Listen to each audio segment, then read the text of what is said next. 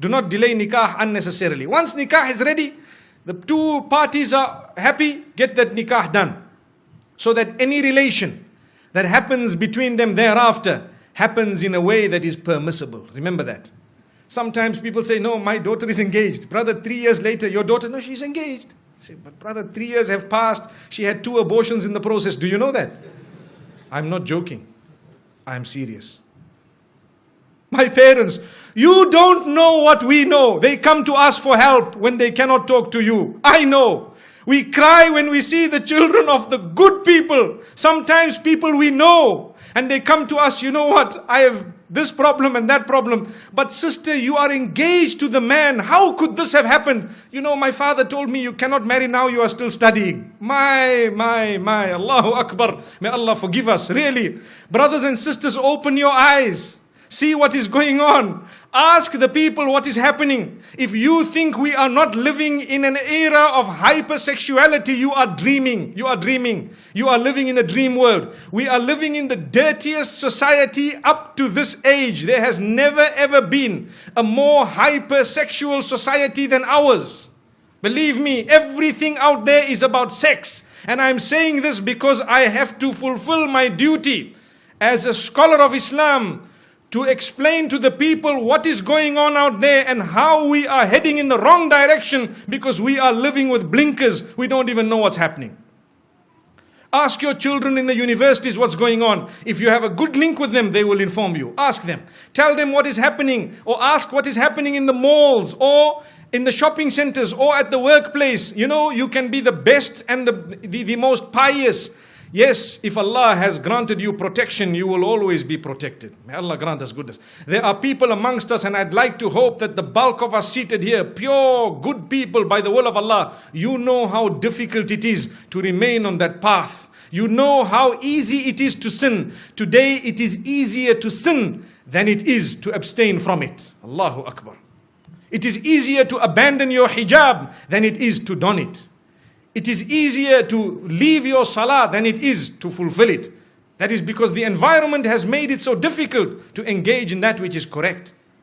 But my brothers and sisters, this is why I say do not delay nikah. It's not just my statement, it is a teaching that has come to us from the best of creation.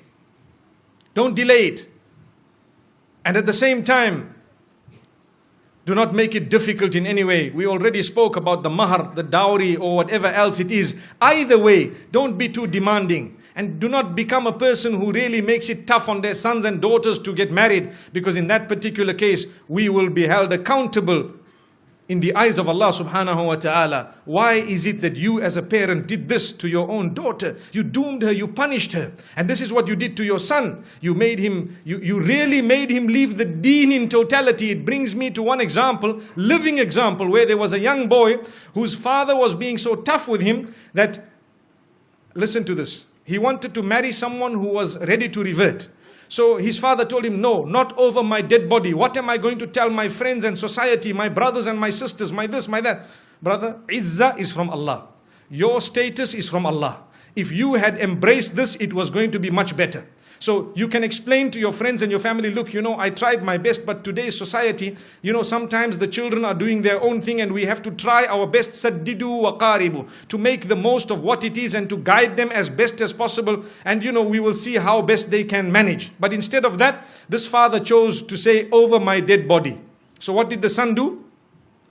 He asked for help from some of the scholars and so on. And sometimes there is a limited amount of help you could actually offer, because if a man is being stubborn, you cannot really win. So after some time, he converted and left the fold of Islam and gone.